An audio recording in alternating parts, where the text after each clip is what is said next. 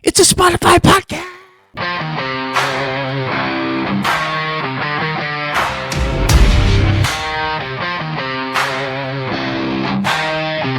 You pushed me down, thought I'd stay on the ground, counting me.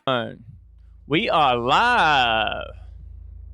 What if I told you that the biggest obstacle standing between you and the life you want isn't the lack of talent, it isn't the lack of money, it isn't the lack of opportunity, it's your brain.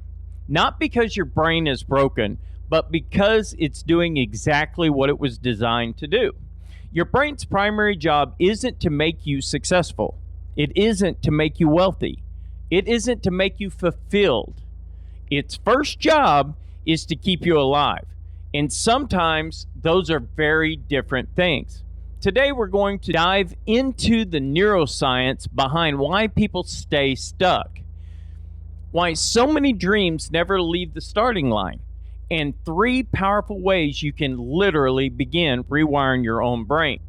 Because once you understand how your mind usually works, you stop fighting yourself and you finally start working with yourself. Welcome to Resilience Radio.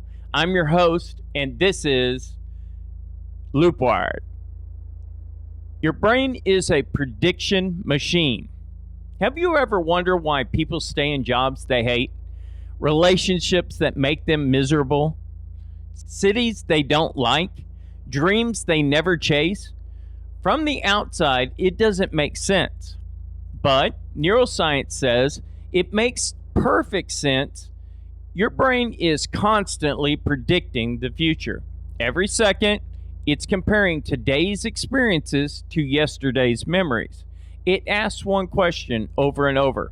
Have we survived this before? If the answer is yes, your brain says, good. Let's keep doing that. It doesn't ask, will this make us happy? That's probably the reason why most of us aren't happy. It asks, will this keep us alive? Those are completely different questions. The familiar feels safe, and even when it's painful, that's why people stay in toxic relationships. That's why people never quit jobs they hate. That's why entrepreneurs delay launching businesses. Your brain isn't trying to ruin your life. It's trying to protect you. Okay, we're back. It's trying to protect you using outdated information. The incredible thing is, once you recognize that, you stop blaming yourself.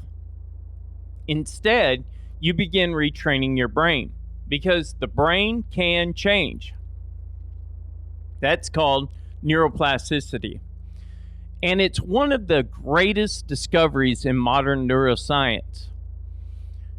The first reason people procrastinate: identity. Here's something most people never think about. You don't act according to your goals. You act according to your identity.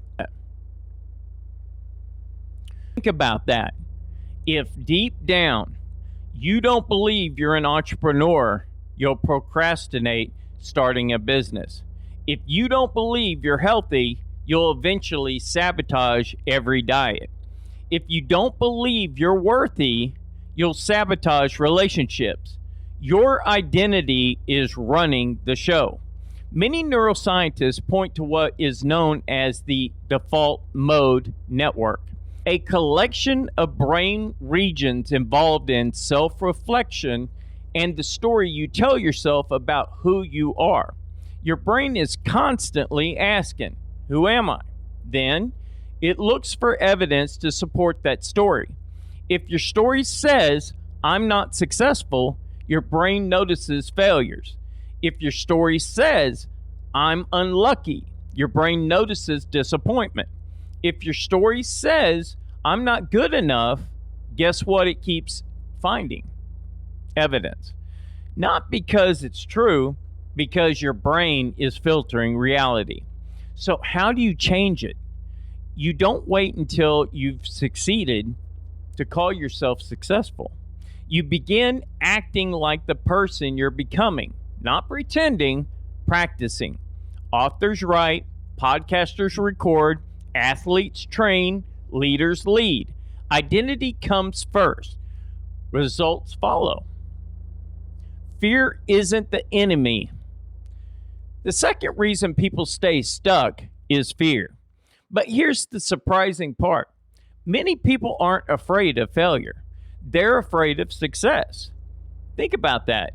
Success brings attention, responsibility, visibility, criticism, expectations, and your brain sees all of those as potential danger.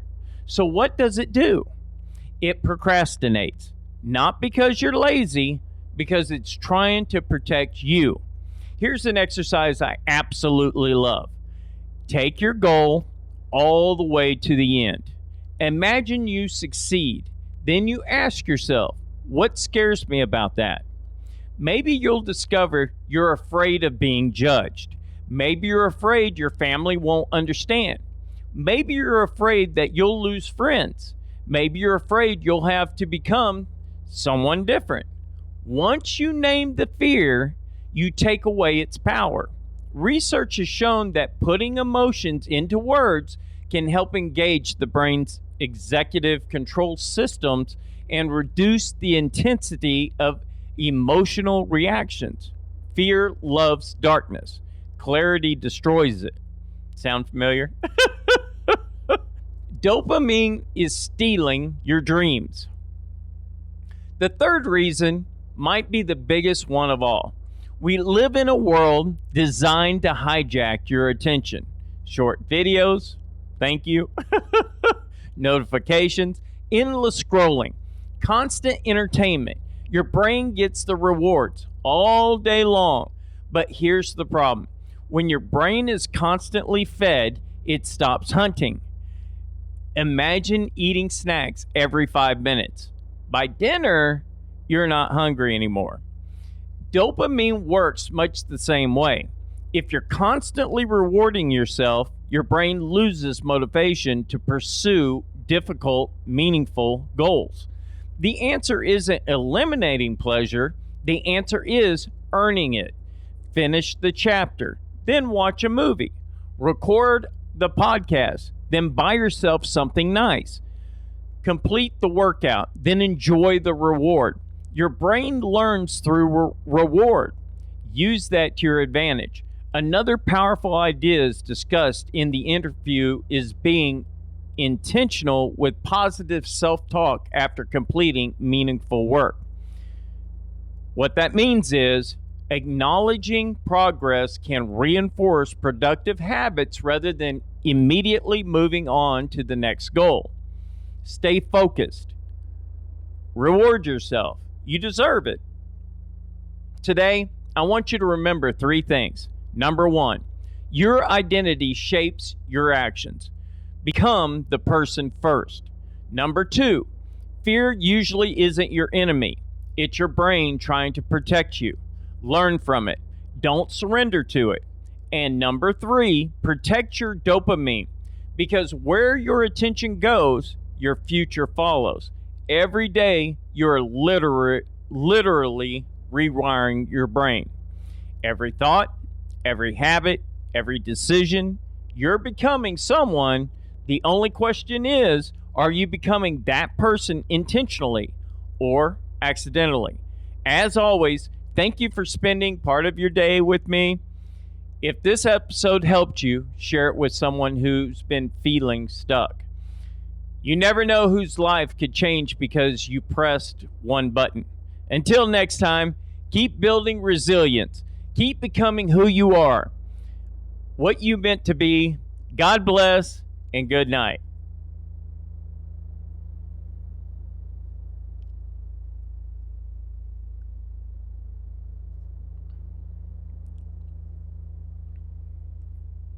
Bye.